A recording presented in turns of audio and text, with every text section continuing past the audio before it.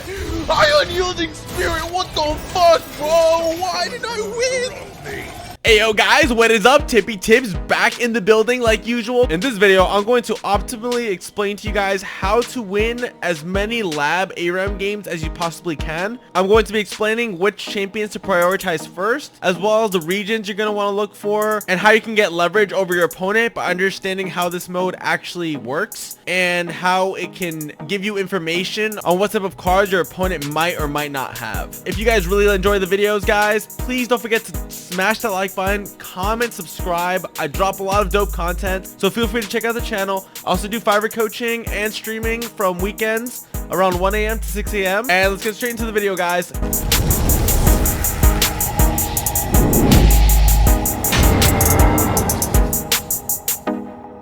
So in order to maximize your win rate for this mode, guys, you have to understand what the mode is basically telling you. Let's read and we'll find out exactly what happens, right? It's a lot of unexpected combinations, unpredictable outcomes. Pick a random selection of so just off this first line, we know it's a lot of RNG. So how do we win this mode? How do we beat the mode? How do we get the best possible win rate in this mode? Let's try to get some more information. Let's make the unpredictable predictable. So how are we able to do that? Well, we're able to telegraph based off of how the playstyle of the opponent is. Like if they're holding a certain amount of mana at a certain instance, this like orange, this line right here, you can already know that you're going to be selecting champions. At the beginning of Mulligan, it's 4 cards you're choosing from, and they're all going to be champions at all times. So those are the only 4 cards you're going to know in your deck.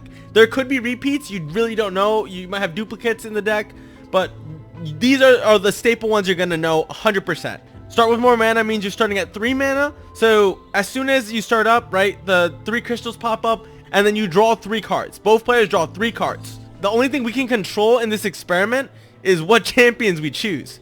Everything else seems very RNG, right? So that's how we win. We get as much data as we can. We try making the probability better on our end. So how can we do this? Let's choose good champions and not trash champions. I'm going to name all of the champions that are actually not good that you don't want to hold. I've counted about 20 cards that I think are pretty optimal to hold, and the rest of them should not be any good. And a lot of this logic is coming from the fact that we're starting at 3 mana. So you always want to play on curve, right? Even in any ranked game, any normal game, always on curve, any card game. That's how you kind of like make sure you don't lose the game that quick and that you're actually relevant. So starting at 3 mana already sets the curve higher than at 1 mana. So you need to start with a 3 mana and go up to 4 to 5 to 6 to 7, right? That's the ideal. You don't want to have some trash 4 drop, some trash 5 drop, some trash 6 drop. You want to have really strong stats for those for that mana curve. So you want to look for that 3 mana cost. You want to have that 3 mana at the beginning of your opening of your turn. So 1 mana drops and 2 mana drops for the most part aren't as good as having a 3 mana. So we can already get rid of all the 1 mana and 2 mana, except for Elise. Elise is an exception just because she is a staple minion. If you think about her and you add up her stats, she is a 3/3, but we'll talk about that. Also, guys, something I want to cover. You want cards that are going to be independent, that can scale and do really well without having a dependency. So, for example, someone that's good in that scenario is Sejuani.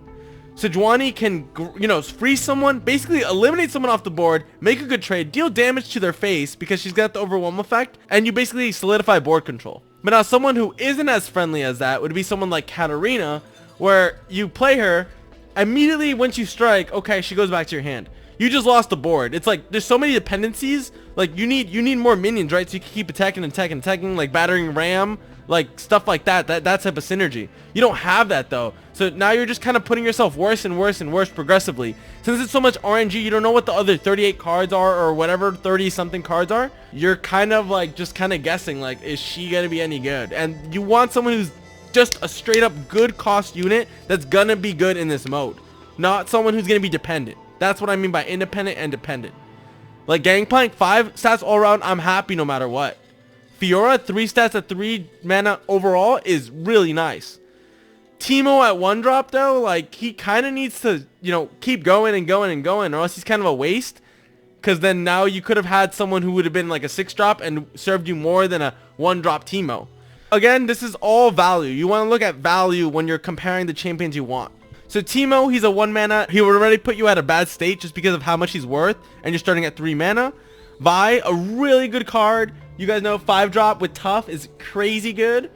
And challenge, you can't go wrong with it. Shen, he's not a bad staple minion. It's like 5 cost for what, 3/5? Gives barrier, you know, sounds like a pretty good staple minion. Yasuo 4/4, all 4s all around. I'm happy with those stats. Zed, really amazing 3-drop, makes a clone, OP as hell, want to keep him. Tryndamere, really strong. Once he dies, he basically turns into another minion, and it's so much RNG that it's kind of hard to even get rid of him. So I think he's a really good hold. Ashe, she's pretty nice because she has freezes, does synergize with challenges. So if you can somehow get a Vi like Ashe combo going, that'd be really great. But overall, she's just a pretty staple minion because I do like the fact that you can also get her faction, which is Freljord, and that has a lot of crazy like freezing cards just so you can win. Anivia, really good at board clear. I'd consider her just basically a Withering Whale. Fizz, drop him off, 1-drop. Maokai, 4-drop, 1/4, really bad stats. Fiora, 3/3, really good. Challenge, amazing. I'd keep her. Gangplank, 5/5s all around, really good, and you get a keg. Nautilus, you're never gonna basically toss. There's no reason to have him. It's like the RNG in that is just crazy to even think and even hold him. I even seen people have this and they just sit around with just like a blocker for the majority of the game. Katarina, I personally do not like taking her because I believe there's better 3-drops, and then if you do play her on turn 3, you aren't able to really use her little sword fleeting effect. I just feel like you'd rather use a better 3-drop in that instance. Plus, she doesn't work with the whole mid-range. Like, basically when you play her, if you get her level up, she leaves the field, so you're actually just losing value on the board. She needs a certain type of deck. A.R.A.M is really good, 1/4 or 1/5. He regenerates again every time his health, so as well as gives you a 3/3 on his first damage. It's perfect, really good in terms of value. So Sejuani, amazing 6-drop. As I mentioned, she can make that crazy trade. Always good to hold no matter what. She's actually one of the strongest, I would say, here in this set. Garen, 5-drops all around, really good card. Lucian, really good 2-drop, I would say. Quick attack, you know, what's not to love about it. Elise is optional whether to hold. I do like her because she's a good 2-drop, and if they don't have anything that low at 2 or 3, you kind of can, you know, keep attacking and getting these little chump blockers eventually to scale out your board. But you want to understand, like, oh, if you already have a few 3s, there's really no need for Elise. You would want someone a little bigger than a lot smaller because she's going to be less relevant as the game progresses. Lee Sin is amazing, really good card. Sure, there are a lot of dependencies with him, but really look at what type of deck you're building. This is where actually looking into the faction and the region is going to matter, because you're going to want really low mana spells that you're going to be sure you're going to be using during the game. So Lee Sin, you might not want to 100% go for. He is very dependent. Lee Sin kicks some ass in some instances. This is where you have to put your brain to the test and have big brain energy for this shit. So think about it a little. Quinn is very dependent with scouts. There's literally relentless pursuit is a must. You need barriers. You need a way to keep attacking. It's just too dependent. There's no reason to have her. I'd scrap her. I'd rather have a Garen in her place instead, who would just basically trade evenly. And Garen would basically heal off anyways. Draven, 3/3, really good. Callista, really good, right? 3-drop. Heimendigger, really dependent on the spells you get. Again, it's similar in Lee Sin's case. You really just don't want to, I don't want to have to deal with the RNG bullshit of 30-something cards having to potentially be good spells or being something that'll help me. There's really no, I really think it's a bad trade-off, so no. Ezreal, really good. You get Mystic Shots every time you attack. So strong, yes. Misfortune, really, this is probably one of the best 3-drops out there. And if you can get a level up eventually, it's even crazier. Hell yeah.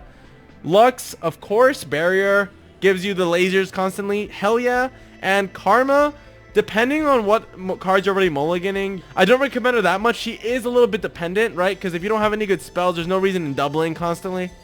So if you can, you know, probably filter for a better card, I would probably go for that. Now let's go straight into the gameplays, guys. I'm going to show you exact examples of what you want to do. Check it out.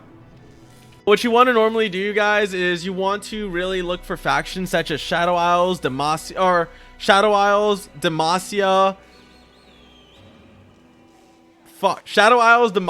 Bilgewater, PNZ. Those are probably the best ones you want to look for. Noxus is kind of like a toss because you have to rely on heavy aggro, and it's not like Nox Burn, you know what I mean? Autistic? You're the one talking to yourself. Bruh. So we've got a Garen, Demacia, we got Bilgewater, Maokai for Shadow Isles, and Lux for Demacia as well. So obviously Lux is a good card, 4/5 for 6 mana, and she keeps generating lasers, really good. Garen is pretty good as well because he's a good 5/5/5, you know, staple minion. Gangplank for the most part is really good as well, so this is not too bad to hold. But Maokai, it would obviously help in our curve here, but I just think like Shadow Isles is nice to have, but Maokai is not a good Shadow Isles champion to keep. So I would rather keep the Lux, the Gangplank, and the Garen. So over here now we have Freljord, we got Demacia and Bilgewater, and those are pretty good tier regions that you want to start with. It's kind of like a toss if you're throwing Heimendinger, you know what I mean? So this is a good 3/3. This is your staple, man. 3/3 all around. Can't go wrong with it. Always beats anything lower than it for the most part. 2-drops are also 3 attacks, so I mean that can go in sometimes. What I want to do really is play on curve. That's the best advice I can give you. Play on curve and try to do the most optimal play. You always want to assume what they have in their hand for the most part, but you have to understand it's a lot of randomness, so you kind of have to just see where they're playing their cards, how they're playing it. Like at turn 4 you would expect a turn 4 like strong minion, but if he's playing this, that means he doesn't have anything that good in his hand for the most part, or he's trying to just generate his board with spells. Dude, you're talking to yourself again. Oh my god. You're actually annoying, bro. I'm trying to record. Really, or 4 mana, he played a 3 mana assembly bot really bad. 4-drop, so I think he just drew that, if I'm not mistaken. I wasn't looking where he picked it from, but I think he just drew it from over on his right side. That's where you draw. So I think Garen here is just a counter. If he attacks, he might have something to combat me. If he doesn't, he probably doesn't have it, right? It's just logical. Some people can obviously play a little better than that, but you never want to. I mean, sometimes you don't want to think that far ahead. Someone would be like, oh, I'll attack, he's going to assume I have something. But I mean, you know, that's really a hard spot to kind of like bullshit. So Lux. Stay safe out there. I was going to tell you that. Oh, this is a 6/4? Holy shit, that's pretty good. So we got a 4 attack, 5 attack, 6 attack, and then a 3. Probably not going to attack with the 3. You of course want to do favorable trades. Nothing too unfavorable. 6/4 would be nice, but he's gonna trade the Yasuo there. We could just wait, technically. Yo, isn't this kind of annoying, yo, Nam? Don't you think? Unyielding Spirit with this Vanguard First Blade, wouldn't that be pretty strong? Oh, Garen synergy, boys. He struck once, so now we get spells. The whole point is you randomly get spells eventually. Try to disrupt your training. A shame you didn't. He's fucked, bro. He's punching the air. Unless he swaps him or something. Yet I've won against that exact combo with a Snapvine deck. Dude, are you still playing that Snapvine deck? Dude, that thing is actually like BM as hell. Literally, that is the most BM deck I've ever seen. I thought you'd never ask.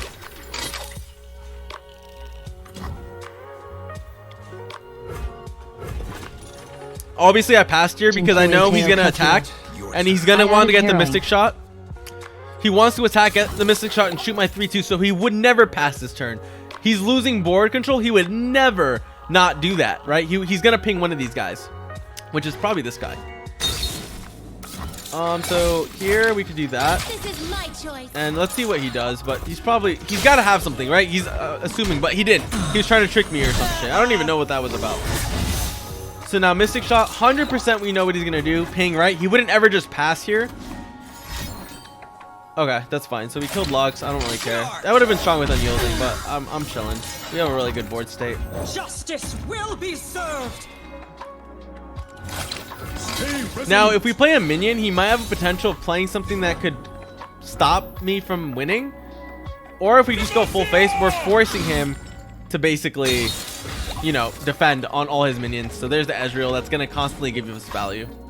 I will not. Nah, he's not even close to tossing. Nautilus is not a good card. He's a good Shadow Isle. I'm sorry, Bilgewater is really good to keep, but Nautilus is not good. You're never going to mostly toss since it's all random. Obstacle, meet gauntlet. Lil Uzi's popping up, bro. Doing the little shimmy. Okay, so he just wants to, like, he's being very frugal. Yeah, he's screwed. I don't know if that was the word frugal, but he's screwed, man. Literally, we dominated so hard with the mana curve. We also dominated so hard with our hand pick, the champions we chose. He chose Ezreal, which is good. Nautilus is not good. Who else did he play? Yasuo, he's kind of decent, but there's usually not too much stun synergy. But as a 4/4 drop, he's alright. So I would maybe keep it, and Ionia is a good faction to play as well. So we're going to do another run. Let's see how this works. Start with more mana, right? 3 mana. Always, you have to use your... Knowing what champions they have is going to basically tell you what cards they're running. Right? Because that's the only way you'll know. Because it's all random generated. They play Garen, they have Demacia cards in their deck. And then now you have to be like, oh, they might have Judgment. They might have single combat. They might have all these things. So you got A.R.A.M, Misfortune, Katarina. So I'm personally biased with this because I don't like Noxus. But it is good for having a fleeting that you can pop a minion. But like at turn 3 right now, you would never be able to do it technically. So I like the Misfortune. Strong card, 3/3 all around. 4-drop, gives you a 3/3 and 6-drop. Really good. And they're good factions. Freljord, Bilgewater. So let's see what we can replace Katarina with. Lux. Oh, this is crazy. This is crazy good. And now we have Demacia, who have one of the strongest, like, you know, value cards in the game. So we do Misfortune, literally instant lock. You can't go beyond that. Okay, so here we could choose not to attack or attack, but I would argue Zed is better in this case. So we have to attack. Zed makes 2, and then he snowballs. He gets wider and wider, while Misfortune is kind of like just there. She gets stagnant. So you wanna, you know, attack. He's not gonna trade it. And we're like, right? He wants us to trade because look, we lose here, we lose there. We're not gonna trade any of that. We're gonna skip that. He levels up sadly, but I'm not trying to give up a Misfortune. That's so not value. This didn't work. That's too slow. Okay, so we're gonna Braum here. How can Brom help?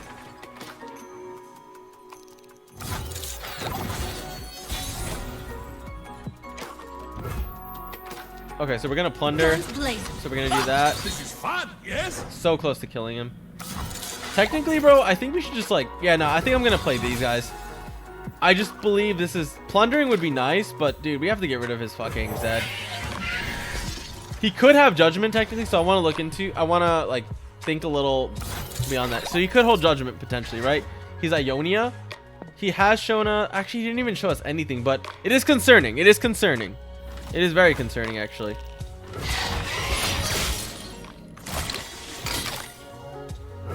Right? This would be the worst Judgment play. We don't know what he has. So I'm thinking a few steps ahead. This is right. You would never want to Judgment this. This is terrible. He could have single combat, potentially. Alright, see? This is... So he used this. I guess that's what he was holding. I'm not too sure. Alright, that's fine. I didn't put Braum because I wanted to try killing him here. So he's going to keep attacking. He's going to go wide.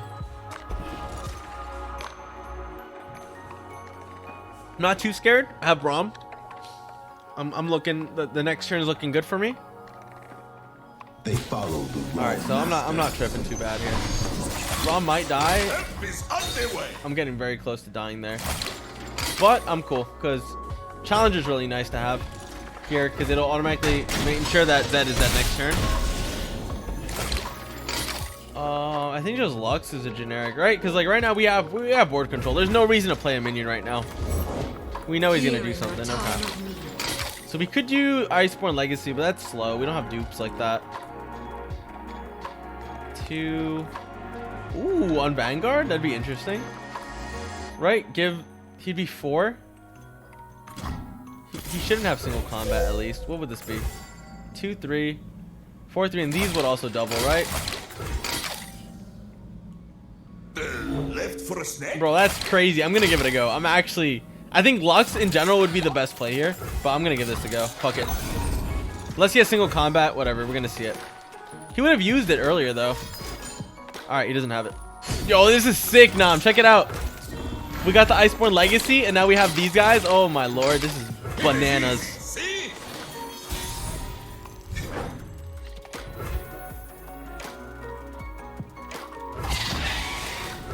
Let's go out, so show me your best. I'm still a little skeptical about the Judgment. That's why I'm playing like a little bitch. But we're gonna see this. Okay, so he's just trying to outlive himself here.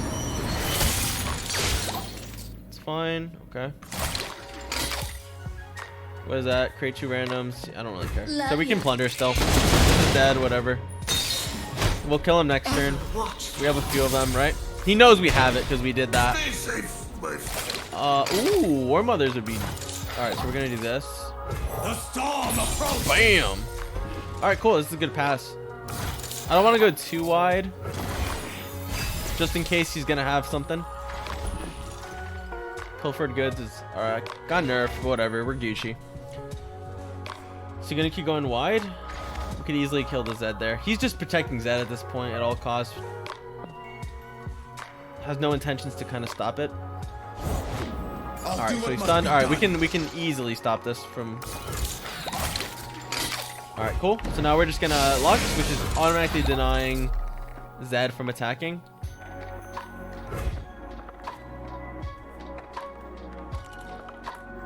Well, if we played this and we freeze him, nah, she's a free kill. Usually, we have to defend sadly here because it's getting pretty deep. Never back down from what you believe.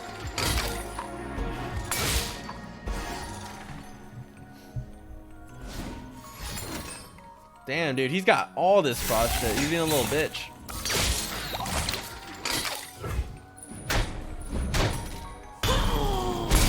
It's fine. Okay, so let's wait it out. Place a follower and play. No, that's not too good. War Mothers is way too slow right now. I think we just have no option but to do this. Too bad they're not 5 drops. But it'll get rid of his whole board state. Look at that! Look at that! Iceborne Legacy Wombo. He saw it coming from a mile away. Who would face me? So you're gonna die. Well, no. Yeah, you're gonna die. You're gonna die. You're gonna die. Dude, this is bananas. Holy shit, this damage is bananas. Actually, do I care about Ignivia here?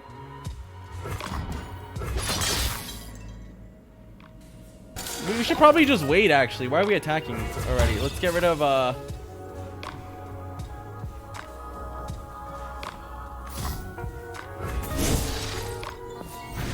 levels. Oh, dude, no. Bro, if it passes my turn, I'm gonna be so pissed.